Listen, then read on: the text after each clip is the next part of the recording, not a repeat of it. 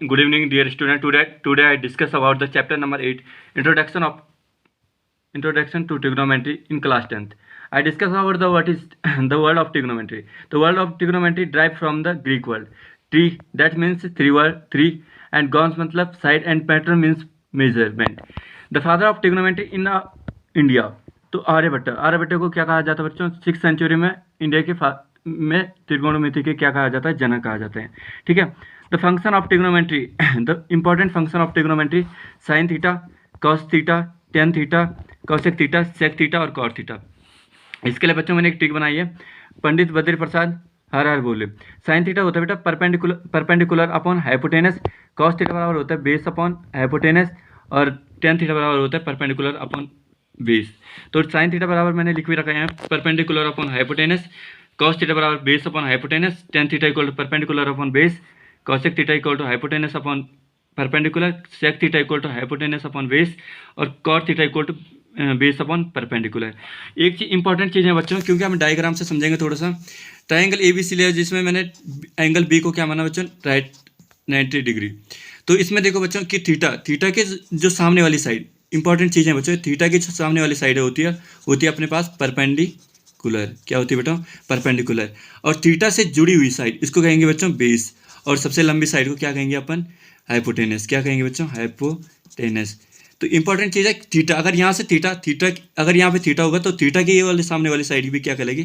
Perpendicular का work करेगी, और इससे जुड़ी हुई साइड बेस का, और इस सबसे लंबी साइड परपेंडिकुलर. यही चीज़ें मैंने बता रखी बच्चों कि थीटा के सामने वाली साइड क्या कहलाएगी? परपेंडिकुलर, और थीटा किसी के साथ जुड़ी हुई साइड बेस, और सबसे बड़ी साइड हाइपोटेनस कहलाएगी. तो some important properties of trigonometry जो क्लास 10th में हम पढ़ते हैं: sine square theta plus cos square theta equal to 1 plus tan square theta equal to sec square theta 3, cot square A plus 1 equal to cosec square A. ये तीनों important property आप लोगों के लिए, जब आप प्रूव करोगे इस चीज़ों को, तब आपको ये चीज़ें क्या करनी पड़ेगी. देखो बच्चों, इंपॉर्टेंट चीज़ें रखनी पड़ती है याद, कि टेन थीटा का अन्य साइन थीटा और कॉस थीटा के पदों में क्या लिखा जाए? Sine theta upon cos theta, cot theta को कॉस थीटा, और sine theta cos theta upon sine theta. अगर मैं टेन थीटा को कॉट थीटा के पदों में लिखूंगा तो टेन थीटा का उल्टा होता है 1 अपॉन कॉट थीटा, और कॉट थीटा को अगर टेन के पदों में लिखता हूँ 1 upon tan theta. So today I discuss about the exercise class 10th CBSE board exercise 8.1. in question number first बच्चों, in a triangle, क्वेश्चन क्या बोलना चाह रहे हैं? in a triangle ABC, right angle at point B, right angle at point B, AB is 24 centimeter and BC is 7 centimeter. आपको determine find करना है sign A cos A की value, sign सी और कॉस सी की value.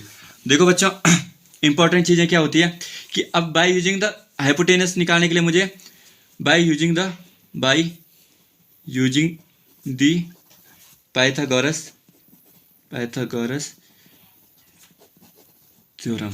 Bye using the Pythagoras theorem का statement होता है बच्चों कि हाइपोटेनस का स्क्वायर यानी H square equal to perpendicular का स्क्वायर प्लस बेस का स्क्वायर. हाइपोटेनस निकालना बच्चों अपने, हाइपोटेनस का स्क्वायर इक्वल टू, अभी मैंने बताया साइन, ये थीटा के सामने वाली साइड परपेंडिकुलर यानी 7 का स्क्वायर प्लस बेस 24 का स्क्वायर. तो बच्चों एच स्क्वायर इक्वल टू हो जाएगा, 7 का स्क्वायर होता है बच्चों 49, और 24 का स्क्वायर होता है 576. अब एच स्क्वायर इक्वल टू होगा, अगर हम इन दोनों चीज़ों को ऐड करेंगे तो ये आएगा बच्चों 625, और 625 डायरेक्ट स्क्वायर रूट होता है बच्चों किसका? स्क्वायर रूट 625 स्क्वायर रूट होता है किसका? होता है बच्चों प्लस माइनस 25 का. तो अपने पास हाइपोटेनस कितना आ गया बच्चों? हाइपोटेनस आ गया अपने पास 25. ठीक है. तो अपने को फाइंड करना था बच्चों कि जो चीज़ें वैल्यू फाइंड करनी थी. साइन ए, तो मैंने आपको बोला कि साइन ए, तो साइन ए की वैल्यू जैसे हम देखो, अभी मैंने बोला साइन ए बराबर क्या होता है बेटा? Perpendicular upon hypotenuse. तो साइन थीटा के सामने वाली साइड ये क्या लगेगा अपने पास? 7, थीटा के सामने परपेंडिकुलर, और हाइपोटेनस बच्चों आपके पास 25. अगर अब मुझे वैल्यू फाइंड करनी होगी कॉस ए की, तो कॉस ए बराबर होता है बच्चों बेस अपॉन हाइपोटेनस, और बेस कितना है बच्चों हमारे पास? 24. ये आपका पास बेस हुआ, और हाइपोटेनस 24 अपॉन 25. ठीक है. अब नेक्स्ट, ये तो फर्स्ट सॉल्यूशन था, इस फर्स्ट चीज़ मैंने फाइंड कर दी. सेकंड चीज़ पूछ रखी थी बच्चों इसमें कि साइन सी एंड तो साइन सी वही परपेंडिकुलर अपॉन हाइपोटेनस, पर लेकिन depend for your theta. Theta अगर थीटा यहाँ पे, तो थीटा के सामने वाली, मैंने क्या बोला कि थीटा के सामने वाली साइड क्या कहलाएगी आपके पास, परपेंडिकुलर। तो इसके लिए परपेंडिकुलर होगी 24 और हाइपोटेनस होगी बच्चों कितनी, 25 ही। और कॉस सी तो मैंने अब थीटा कौन सा है, सी, तो थीटा के सामने वाली साइड, थीटा से जुड़ी हुई साइड, थीटा से जुड़ी हुई साइड कौन सी बच्चों, ये होता है बेस अपॉन हाइपोटेनस। तो बेस कितना अपने पास 7 अपॉन हाइपोटेनस कितने बच्चों 25। ये हमारा पहले क्वेश्चन का आंसर आ जाता है बच्चों, ठीक है। तो बच्चों जैसे हमने पहला क्वेश्चन कर दिया, और सेकंड जो क्वेश्चन हमारे पास क्वेश्चन नंबर 2 था बच्चों, इसी 8.1 का, in figure 8.3 find the tan p and cot r। तो इसके लिए बच्चों हमारे पास फिगर बना रखी है पहले से, इसमें हमारे पास परपेंडिकुलर दे रखा है और हाइपोटेनस। तो bye using the Pythagoras theorem, कि बच्चों हम पाइथागोरस थ्योरम का यूज कर रहे हैं। एच का स्क्वायर इक्वल टू परपेंडिकुलर का स्क्वायर प्लस बेस का स्क्वायर, ये स्टेटमेंट होता है पाइथागोरस का। एच स्क्वायर, ऐसे हमारे पास बच्चों सबसे लंबी साइड, तो 13 का स्क्वायर इक्वल टू परपेंडिकुलर अपने पास 12 है, 12 का स्क्वायर प्लस बेस का स्क्वायर। तो आपके पास 13 का स्क्वायर होता है बच्चों 169 इक्वल टू 12 का स्क्वायर होता है 144 प्लस बेस का स्क्वायर। बेस हमें फाइंड करना है, तो ये बेस का स्क्वायर इक्वल टू होगा, ये 169 है, 169 में से आपको ये प्लस का इधर राइट हैंड साइड में आके माइनस हो जाएगा, तो ये 144, और इसमें से इसको माइनस करेंगे बच्चों तो अपने पास बचेगा 4 5 9 में ये 5 25, कितना बचेगा बच्चों 25, और बी स्क्वायर इक्वल टू हो जाएगा कितना बच्चों, रूट बी बराबर हो जाएगा रूट 25, और 25 किसका स्क्वायर रूट होता है बच्चों प्लस माइनस 5 का। अब अपने पास बेस आ गया बच्चों कितना 5, बेस कितना आ गया 5। अब तो अपने को वैल्यू फाइंड करनी है 10 पी, पहले 10 पी, तो 10 पी बराबर क्या होता है बच्चों, परपेंडिकुलर अपॉन बेस।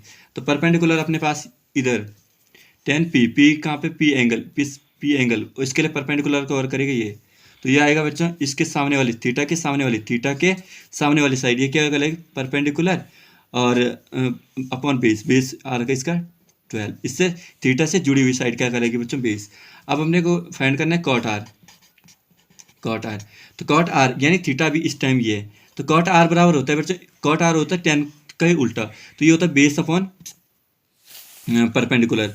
तो बेस क्या है बच्चों, थीटा से जुड़ी हुई साइड, यानी अपने पास 5 एंड परपेंडिकुलर अपने लिए थीटा के सामने वाली साइड ये परपेंडिकुलर 12, 5/12। तो the find of 10p minus cot R, तो आपको पता होना चाहिए कि 10p की वैल्यू मैंने अभी आपके सामने निकाली 5/12 माइनस 5/12, 5 ये प्लस का है, प्लस माइनस का माइनस, यानी 0 इसका आंसर। तो बच्चों जैसा हमारे पास क्वेश्चन नंबर 3 है एनसीईआरटी का, if sine A equal to 3/4 calculate करना है, अपने को फाइंड करना है कॉस ए और tan ए। फिगर मैंने बना रखी बच्चों, तो साइन ए इक्वल टू आपको ऐसे एग्जैक्ट लिख लेना 3/4। तो साइन ए बराबर क्या होता है, परपेंडिकुलर अपॉन हाइपोटेनस, तो आपके पास परपेंडिकुलर 3 मान लिया मैंने और हाइपोटेनस 4, ठीक है। बाय अब इसके लिए भी अपने को करनी पड़ेगी by using Pythagoras theorem, by using Pythagoras theorem. तो मैंने कई बार स्टेटमेंट बोल दिया आपके पास कि H square equal to P का स्क्वायर प्लस बेस का स्क्वायर।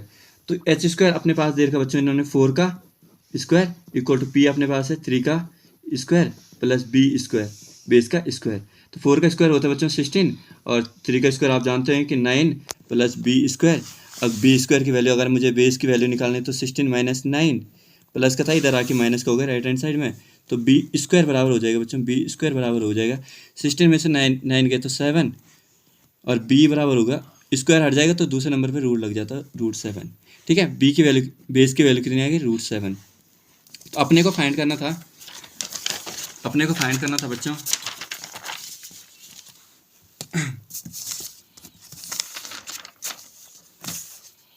तो अपने को फाइंड करना था इसी फिगर में कॉस ए। तो कॉस ए बराबर क्या होता है बच्चों, बेस अपॉन हाइपोटेनस। तो बेस देखो बच्चों कॉस ए की बात कर रहा है ना, तो एक देखो बच्चों इस फिगर में, तो थीटा के सामने वाली साइड, तो इसके लिए बेस हो गया √7, थीटा से जुड़ी हुई side base upon hypotenuse 4। And अगर मैं tan a की बात करूं तो tan a, जैसा कि आप जानते हैं कि tan a बराबर होता है बच्चों क्या, परपेंडिकुलर अपॉन बेस। तो परपेंडिकुलर मैंने बोला थीटा के सामने वाली साइड ये 3 और अपॉन बेस कितना बच्चों, थीटा से जुड़ी हुई साइड √7, या ये इसका आंसर हुआ बेटा। If cot theta equal to 7/8, evaluate करना है यानी फाइंड करना है 1 + sin theta 1 - sin theta 1 + cos theta 1 - cos theta, और सेकंड फाइंड करना है cot² थीटा। तो इसके लिए मैं सॉल्यूशन कर रहा हूँ बच्चों, cot थीटा इक्वल टू 7/8 मेरे पे दे रखा है। तो आपको cot थीटा बराबर क्या होता है, तो cot थीटा बराबर होता है बेस अपॉन परपेंडिकुलर। तो बेस मैंने बेस माना बच्चों 7 और परपेंडिकुलर मान दिया 8, ये फिगर बनी। अब आपको निकालनी इसकी लंबी साइड हाइपोट यानी एच निकालना है। क्या निकालना है बच्चों, एच। और एच निकालने के लिए मुझे करना पड़ेगा by using Pythagoras theorem. By using Pythagoras theorem को जैसे मैं यूज करूंगा तो मैंने स्टेटमेंट बोल दिया बच्चों कि हाइपोटेनस का स्क्वायर इक्वल टू परपेंडिकुलर का स्क्वायर प्लस बेस का स्क्वायर। तो हाइपोटेनस का स्क्वायर इक्वल टू परपेंडिकुलर आपके पास 8 का स्क्वायर प्लस ये बेस 7 का स्क्वायर। तो h² यानी हाइपोटेनस स्क्वायर 8 का स्क्वायर होता है बेटा 64 प्लस 7 का स्क्वायर होता है 49। h² इक्वल टू आ जाएगा बच्चों 9 4 होता है 13, 3 कैरी 1 6 4 10 और ये हो जाएगा 11। तो h जैसे स्क्वायर हटा तो दूसरे नंबर पे क्या लग जाता है बच्चों, रूट, ये हो जाएगा √113। तो हाइपोटेनस आ गया हमारे पास 113, √113। अपने को फाइंड करना है बेटो साइन थीटा। इसमें देखो साइन थीटा बराबर होता है साइन थीटा, अगर थीटा बराबर होता है परपेंडिकुलर अपॉन हाइपोटेनस। तो परपेंडिकुलर कितना है बच्चों इसके लिए 8, थीटा के सामने वाली साइड 8 अपॉन हाइपोटेनस कितना है 1√113। और दूसरा चीज़ फाइंड करें कॉस थीटा। तो कॉस थीटा इक्वल टू होता है बच्चों बेस अपॉन हाइपोटेनस। तो बेस अपने पास 7 और हाइपोटेनस है 113। ठीक है, अब ये वैल्यू पुट करनी इस इक्वेशन नंबर 1 में। ठीक है, तो अगेन आई लिख लेता हूँ इसका एक बार। ये है 1 + sin theta 1 - sin theta upon 1 + cos theta into 1 - cos theta. इस तरीके से आपको पास क्वेश्चन नंबर 1 फाइंड करने के लिए है। तो मैंने कुछ नहीं करना बच्चों, यहाँ पीछे मैंने वैल्यू निकाल रखी है, ये वैल्यू पुट करनी है उस इक्वेशन 1 में। तो मैंने जो वैल्यू निकाल रखी है देखो बच्चों, ये होगा 1 + sin थीटा की वैल्यू निकाल रखी थी 8/113